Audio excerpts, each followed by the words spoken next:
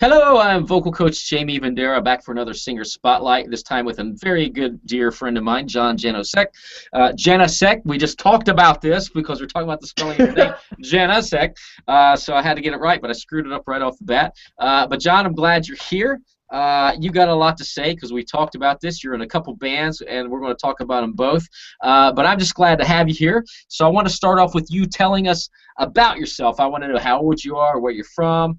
What do you like to sing? How did you get started singing? When did you get started? And all that good jive. All right. Matter of fact, I'm going to take off the headphones. Can I do that? Yeah, you can do it. Whatever works for you. I think I liked it better without them. That's cool. Yeah, now we can see your bald head better. That's cool. Yeah. See. So, No. yeah, go Okay. ahead. Tell us about yourself. All right. Well, of course, my name is John Janousek. Um, I live in Fargo, North Dakota. I was originally born in Moorhead. Moved down here with my wife in Fargo.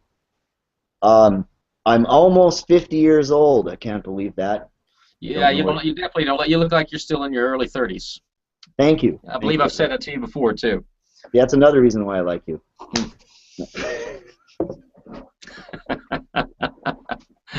So what do you like to sing, John? Well, I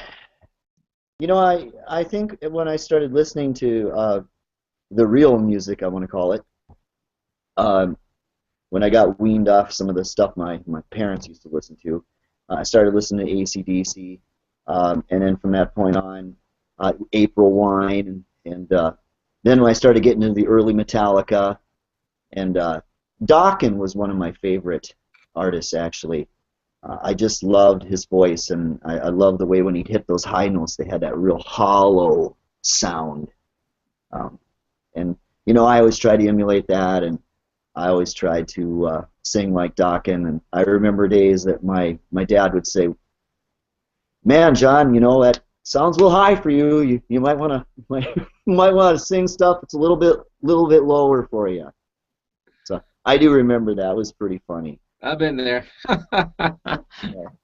Def Leppard, and I loved Iron Maiden, of course, Bruce Dickinson. I mean, so many anybody that loves hard rock pretty much likes Bruce Dickinson. I would assume.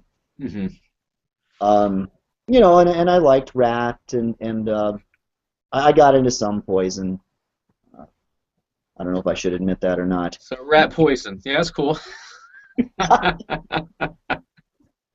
I liked all the 80s bands. I'm right there with you. There were some cheesy ones and there were some killer ones. And I'm sure some of my favorites people would call cheesy ones. So it's a matter of taste. Well, White Snake was another great one that I really loved.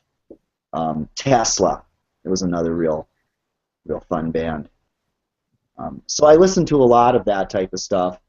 But as I got a little bit older, of course, I got into the grunge, and I listened to Alice in Chains, Pearl Jam, Nirvana, all those good fun bands, STP. So I've been influenced by a lot of different music. So when did you start? Because I know you're in several bands. I mean, back in the 80s, were you playing in bands or did it happen in the 90s? How did you progress from listening and singing all this stuff to actually being in a band? Well, it's funny you asked that because I used to play coffee houses a lot, um, and they pay real good. I'm kidding. We'll give you a cup of coffee. We'll give you a whole pitcher of lemonade with ice. Yeah, let's really mess you up. um, but I enjoyed it because I wrote a lot. I wrote a lot of songs, and some of them were quite bizarre when I first started out because I just got out of the stage. That's another thing I guess I didn't mention. I used to be in a lot of death metal like Slayer, uh, Pantera, and all, and those type of bands. Death Angel, hmm Testament, and it goes on and on like that. But as I started going to coffee houses, I mellowed out a bit, and I started. I wrote some pretty bizarre songs. I even had one in the coffee house I'll never forget. It was called "Dark Moments of Insanity," and at the end, this doctor's arguing with this other guy about how he wants to operate unsuccessfully on people so he can help save their petty lives. You know, but what I would do is I would talk back and forth. I had a little pitch box or whatever, and I'd click it, and I'd say, what do you want to do with your life? And it's, well, I don't know. You know, and then you go back to the other, and it was like I was conversating with myself. And then finally at the end I'd yell, into the dark moments of insanity, you know, and people would jump, you know, out of their chairs practically because they didn't expect it. I don't know if I was really a coffee house fit at that point, but after a while I started getting really intrigued with different friends that were in bands, and you know, I would watch bands play, and I was kind of admiring the lead singers, going, gee, you know, that would be great to do that myself, and I wonder how I'd go about it. And finally I got a wild hair, and I decided to put an ad in the Midweek, which is a local paper, or used to be a local paper around here. And all I did was just put, I'm looking to sing in a rock band. Pretty naive, right? Yep. And so I waited a couple days, and all of a sudden I got a phone call.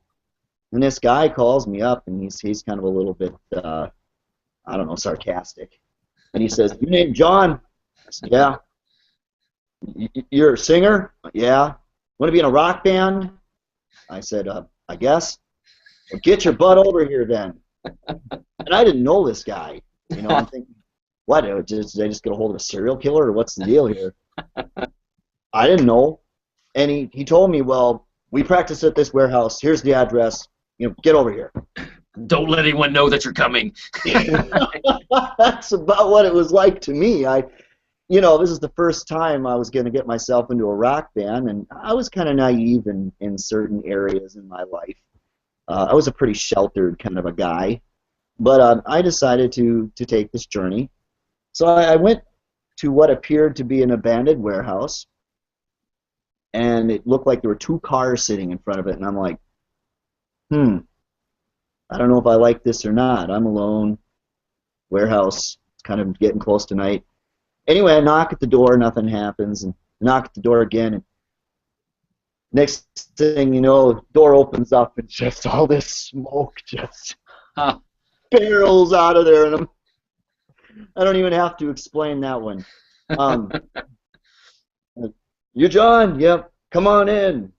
And I saw a bunch of guitars and amps and things, so I thought, whoa, I'm safe. I'm not going to die tonight. Long story short, I'll cut this one shorter.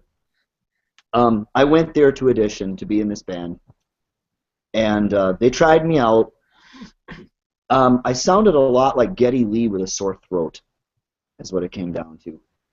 That was my voice at the time, because I was just out of a coffee house, you know.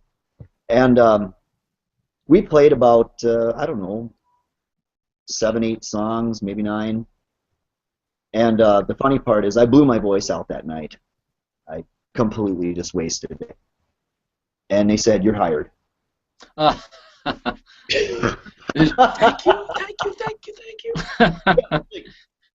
Thanks very much. I appreciate that.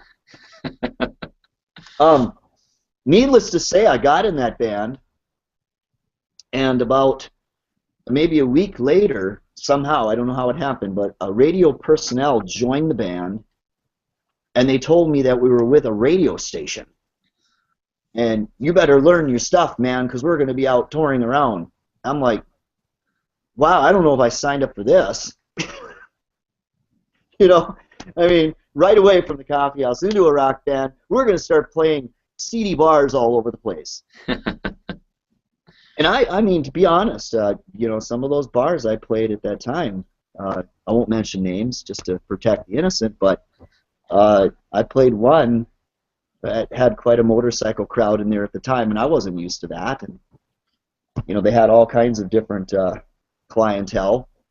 But needless to say, I got confronted by a woman that was a little bit considerably bigger than me, and she kind of poked me in the chest. She said, "If you're going to be learning classics like that, learn the lyrics from the get-go." I think it was something to do with it It was Freebird. That's what it was. Freebird. Oh my gosh, dude! I remember I was 16 playing with this band, and like my first or second gig with them. I mean, deer caught in the headlights, playing out in bars. 16. Everyone's was twice my age. At the end of the night, I heard Freebird. I look over at the guitar player, Billy. I said, "What's a Freebird?"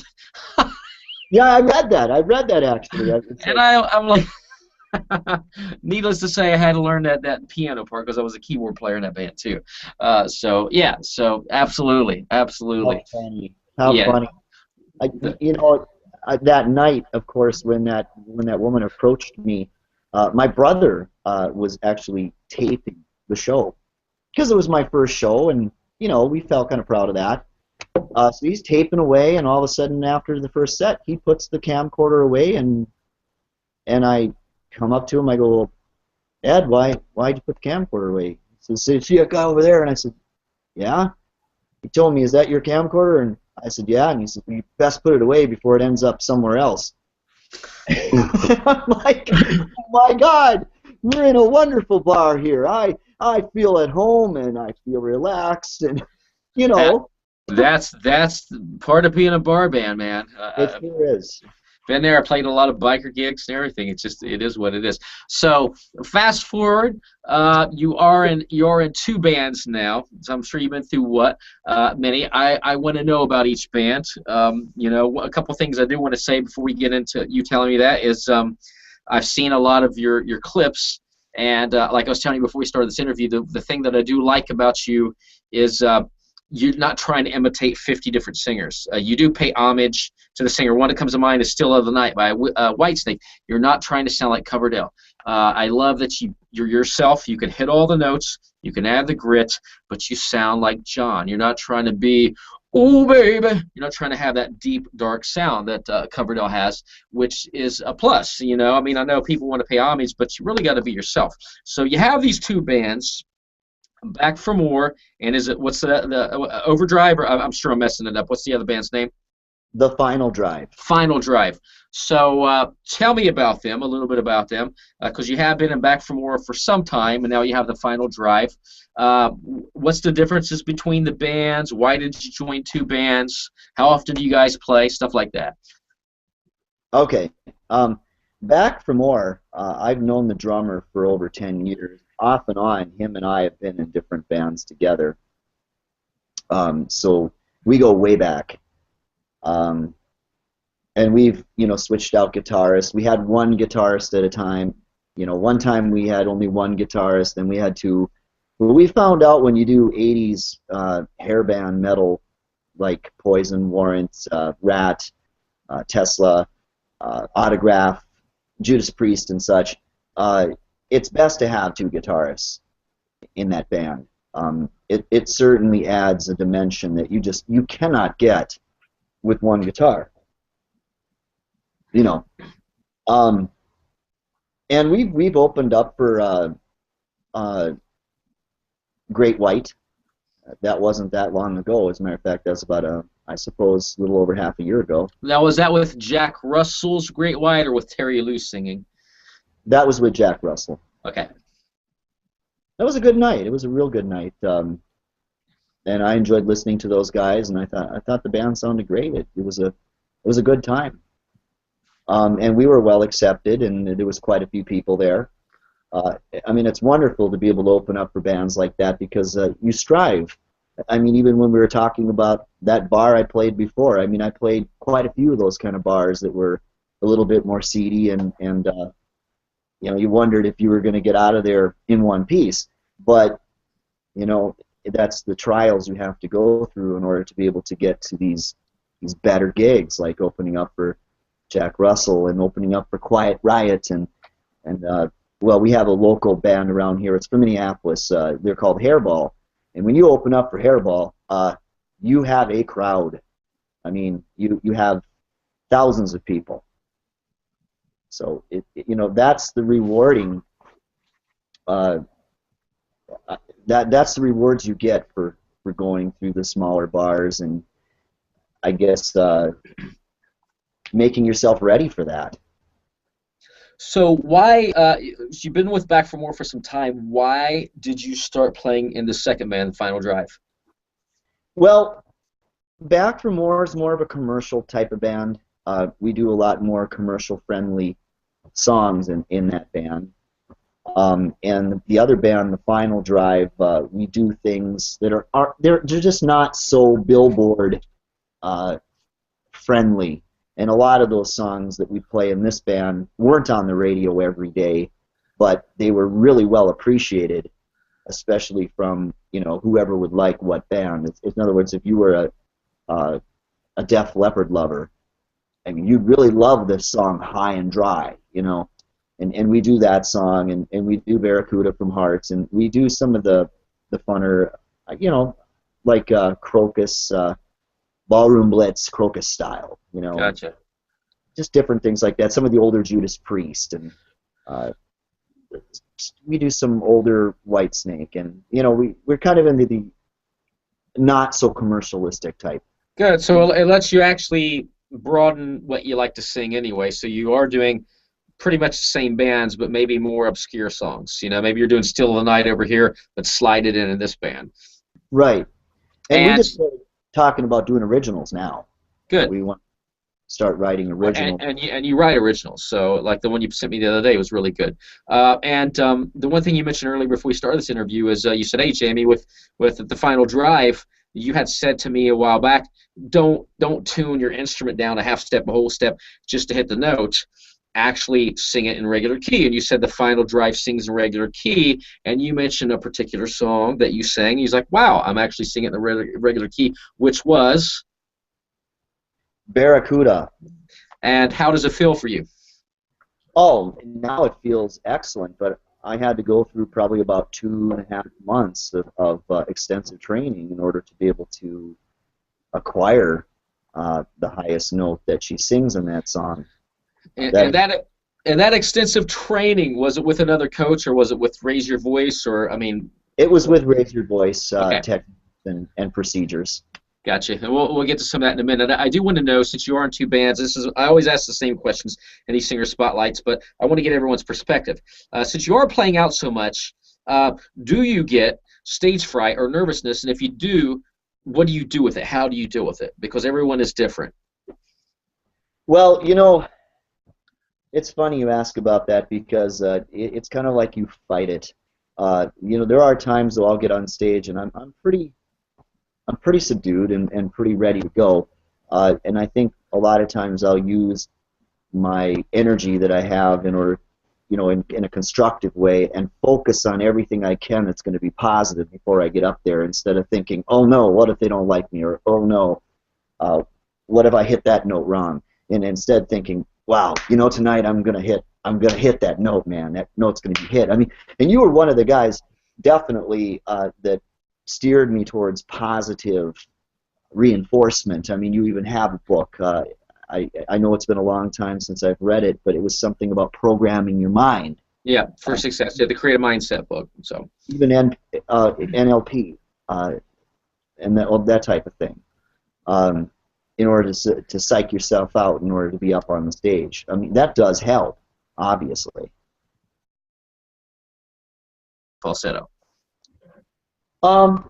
It took me about 2 or 3 weeks to really get it into a stronger falsetto, but when I started working with it, and even when I practiced the note, when I try to hit it in full voice, it wasn't easy, but I kept on trying a little bit here and there, and it sounded a little better every time I practiced. Finally, I was able to actually hit the note to make it sound comfortable, but I wasn't very comfortable hitting it at that time. But, I did hit it. I did hit the note, and I was satisfied with the fact that, wow, I even hit this note. So no matter how I hit it, I felt good, and it didn't make me feel sore or anything, or like I stretched out anything and caused a problem. And it was getting closer to the point where we were supposed to open up for Quiet Riot at that point in time. I think I had a month left, and I thought, you know what? If I could hit it that time, next time I come around, I'm going to hit it even better. And the next thing you you knew it was just like effortless. Yeah, and that's what it is. Because if you can hit it once, as long as you keep your voice healthy, you keep practicing, it's muscle memory. It's just that process that you remember, your whole body remembers it, and you get the strength to do it. And speaking of that, there's other things that come into play too. What do you have to keep your voice healthy and your body healthy. So what do you do? I mean, do you avoid sodas, or do you drink sodas? So you do vitamin C? Do you jog? I mean, what do you kind of do for your overall instrument of vocal health wise? Well, I'm kind of guilty of not. We all are. It's funny you asked me that question because I'm like, wow, should I just be truthful here or should I just Be make up some be stuff? truthful. Be truthful, because you can say, kids, Yeah, don't follow well, me. I buy all these different products that you endorse, and no. I, um, I don't smoke. Obviously, I used to smoke 3 packs a day, believe it or not. Wow, I did not know Yeah, that. wow. Filterless too, Pall Mall and Lucky Strike, and until I started coughing up every color of the rainbow, and I thought, maybe I should quit. Yep, that's a good sign. But I did. I quit, and I haven't smoked for years. And boy, I never look back either. I can watch somebody light up any day of the week, and not for me. I don't miss it. Good. And drinking, well, once in a while, if you want a shot here, a shot there, whatever. As long as you're not going to sit there and take 15 shots at the end of the night. I guess the most I've even had when I sing, especially this kind of stuff, and especially 3 days in a row. Yeah, you don't want to overdo it. No. So, I might have a shot of Yag, a couple shots of Yag or something, for the whole night. But I drink water constantly, like oil to the engine. Good.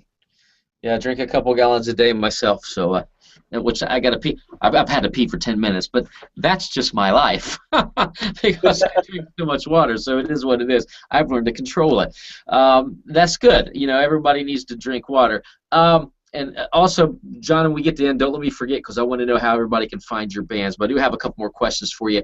I want to know, because we have been friends for a couple years now, how did you find out about me? Because, it's the ironic thing is I went on YouTube and I seen all these almost like vocal coaching videos from you, and I was like, these are cool. I didn't know he put them out, and then I see you mentioning my name in some. And I actually had an interview with a girl named Angela Brooks just a little bit ago, and she mentioned a guy was talking about vocal fry, and I forgot to mention you, but I think it was probably you that was talking about me that led her to me. But you had to find me somehow, whether it was Mythbusters or Googling or YouTube.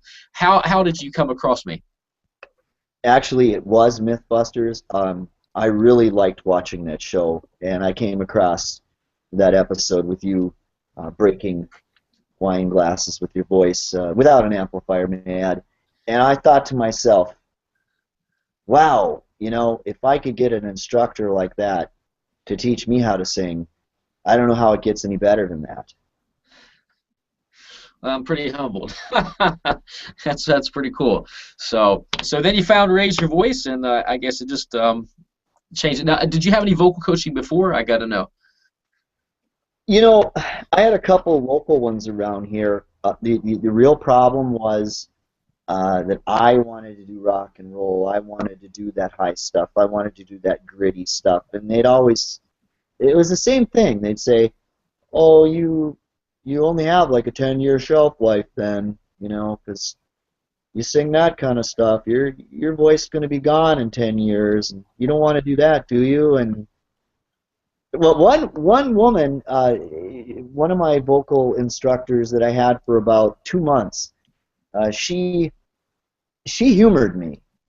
She thought, you know what, you want to learn rock and roll, even though I'm a contemporary singer, and that's pretty much what I teach. Let's do this. And believe it or not, she even went to one of those seedy bars to watch me perform, and that was pretty priceless, man. She was in her librarian dress, and Cool. I felt good about that, though. She actually cared. Well, that's a caring vocal coach. Honestly, that's actually I like that she actually stepped out of her comfort zone to help one of the students. So Well, one thing I wanted to mention though, I mean, speaking of caring vocal instructors, I mean, you really do care about your students, and I'm not just saying that because you do, and it shows, and you go What's the your what's your PayPal email address again? I'll pay you you go tonight. the extra mile, you really care about what your students do, and you care how they progress, and you're not just there to say, hey, here, give me this, and I'm gonna help you out. Wait, you sing after this. Yeah, I just could never be that way. I had coaches before my good coaches, like Jim and Elizabeth and Thomas. I had coaches, they want you for 50, 60 lessons, and you don't progress. And I don't believe in that. I can't stand the coaches like, when you coming back? When you coming back? I've had thousands of students. Some I can't even remember because we've had one lesson. That's all they needed. The way that I teach is voice strengthening technique. And, there's no simpler way to teach it than breathe, support, place, do the exercises, and then go do your thing. So, and I try to reach out and email everyone, but you don't need, singers, if you're watching this, you don't need 1,000 voice lessons. You do need to train every day, but you want a coach that's going to help get you there as quick as possible, and you got to do the work. So, and obviously you have. You didn't come to me when you were doing this 2.5 months of exercise to get Barracuda. You already knew what to do, so Right. you applied it. You applied it. And the other thing about it, I have to say too, and I forgot to mention that, but the transcending tones. I mean, I definitely worked with that with Barracuda, and that really helped me get more into the full voice with that song. As I started noticing I was progressing in the falsetto, I'm thinking, oh wow, I'm in the falsetto. Now all I have to do is transcend that into The full voice. voice, and those transcending tones, doing it with baby steps, to be able to just kind of do it as it allows is the best way to do it, instead of blowing your voice out or something. Well, that's why, I got other exercises like E-screams and the grit and the dynamics, but that's why the core is a falsetto slide, transcending tone, a full voice siren. Even though they're simplistic, it's just like bench pressing, squats, deadlifts, or even kind of like vocal yoga in a way, with stretching the chords and then working the side muscles and transcending tone to bring the chords together. But that's how they work. You start with false to full, and then full. That's the best way to train that I found. So, and you did it. I like what you're telling me. So you found that note, you worked up there the falsetto, then you're like, okay, let's move to transcending tone. Then you probably did some sirens, kept singing the song, and it just started making more sense to where you're like, wait a minute. It's not much difference between open vocal cords, a falsetto, a more closed glottis, and coming together in full voice, just getting that adduction correctly. So, and you did that on your own. You didn't need me for 52 lessons. Yeah, it worked out nice. Once you start to know all the fundamentals that you teach, well, then it's like a calculator. You add them together and say, oh, okay, that equals progress. Absolutely. So when you do these shows, John, and I know this has happened, somebody's come up to you and be like, dude, how do you sing that way? Can you teach me? And you've done YouTube videos like this before. What is like somebody, maybe, I don't care if they're a new singer or an older singer, but they want like that golden bit of advice. What do you usually tell them? Well, I definitely tell them to look you up, without a doubt. I mean, for the small price that a person has to pay, and for the results that you can achieve, it's incredible. It's something you can't replace, and you can't. There's no money to. There's no amount of money to be able to compare to what kind of results you can actually get from just buying your course, or buying your book. Just one book, or whatever. But I obviously recommend that if you can get the MP3s, the book, everything like that, it's nice. And I still haven't seen any of your videos yet. Yeah, well, like I said, you'll be getting them soon enough. It's funny. I sent Miles Kennedy from Slash and Alter Bridge is a really close friend of mine. He is not a student, so everybody knows. And you have seen him endorse me where I've helped him out on the road when he was sick. But he texted me a couple years ago, and he's like, he was touring with Slash. He's like, dude, I got Raise Your Voice in my gig bag just in case. So I love telling rock singers, if it's good enough for Miles Kennedy to carry around, must be a little bit in there that you can use. There was there was one review on Amazon, and you know me, I'm easy, I'm humble. I don't care if you love it, that's great. If you don't like it, that's great. I still want you to learn. I want you to be happy. But someone had given it like a 1-star review and said, it's garbage. And it's a 400-page book. There's only like 30 pages of useful information in here. And I laughed, and I came back because it's funny to me. I said, now, that's a lie, because I know there's at least 31 good pages of information in there. So, and the whole book, it may not reach everyone, and I'm sure you've read, because I have a lot of friends who wrote articles like Miles Kennedy. My student, James Labrie, wrote an article for it. My mentor, Tony Harnell, Jim Gillette. So there are things that won't connect with the singer, and there are things that are, but we do try to cover basically everything to help you build a strong instrument. But then it's up to you. You have to apply it like you did to Master Barracuda, and it took you 2.5 months, whatever it was. You didn't give up. You can't do this for 3 days and be like, forget it. You have to put in the time, but then it'll last you a lifetime, because now you own Barracuda. You can sing that song again and again because you've actually strengthened the muscles to get you to that point. So that's good about that. It feels good when you can do that. But I even remember, even before I was able to hit that note, and before we did the opening for Quiet Riot, I was doing those little falsettos at work. I don't know. Am I encouraging this? I don't know, but that's cool. I mean, you can't. I mean, there's probably a lot of workforce type jobs you could have where you could do the little falsettos, or for that matter, staccato. I was working on little staccatos just to be able to start, getting into those ranges. And that's so funny, because a lot of singers will tell me, I just don't have the time. I'm at work all day, or I'm driving. And I'm like, when I developed Raise Your Voice, I was working over about 2 hours from the house, about an hour and 45 minutes. So I had my little pitch wheel in the car, and driving there, because I didn't stay out of town, I drove there in the morning, did my isolation all the way up, all the way back. Because before Raise Your Voice was released, mind you, I just kept working really hard on trying to figure out the perfect exercise system. Is how I came up with the 3 exercises. At work, I would do the same thing. I would hum. I would do those little tiny falsetto exercises, because you're not bugging anybody, or we'd play the radio, because we were working outside as a construction worker, and everyone would be singing along, and I'd sing really soft until one day Love Disturbed and Prayer, I think that's the name of the song, was off their second album, and I couldn't remember the name of it, and I really loved it. I was like, hey, what's that one song? And one started singing. I was like, no, it goes like this. And a couple of guys used to always sing on the job site.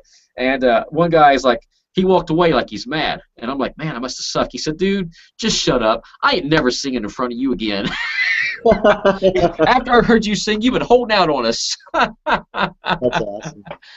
So it's just you have to find time. You can find time throughout your day to do little exercises here and there, to sing here and there. So I'm glad that you take that.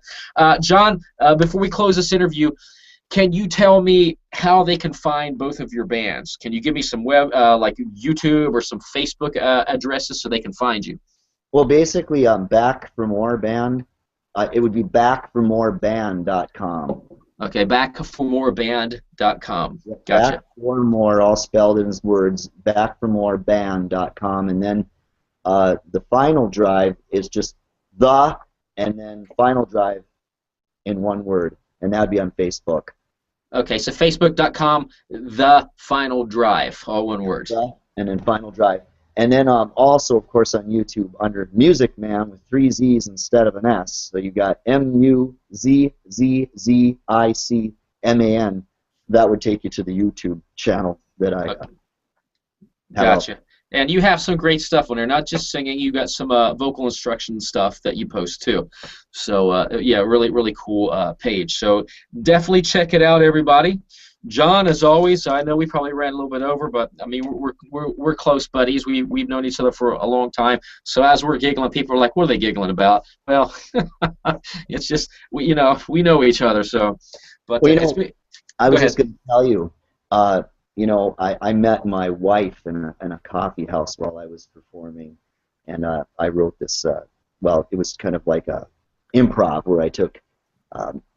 yesterday, and I turned it into Mary Kay because there was a Mary Kay crowd across the street, and I was actually singing this song to them. And at that time, that's when I met my wife.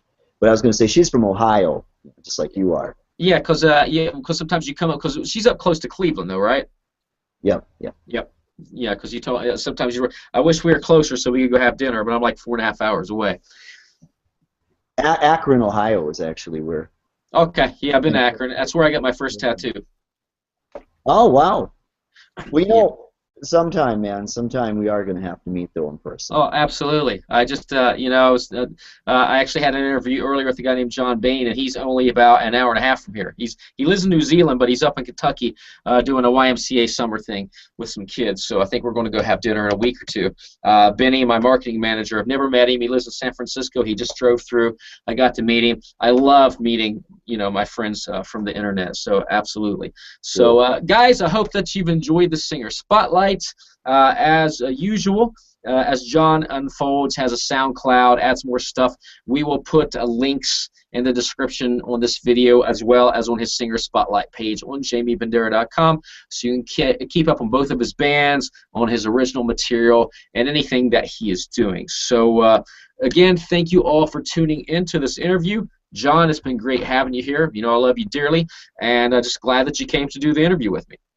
Well, thanks, Jamie, and like they say, the best things come from Ohio. Absolutely. I'll see you all later. Peace.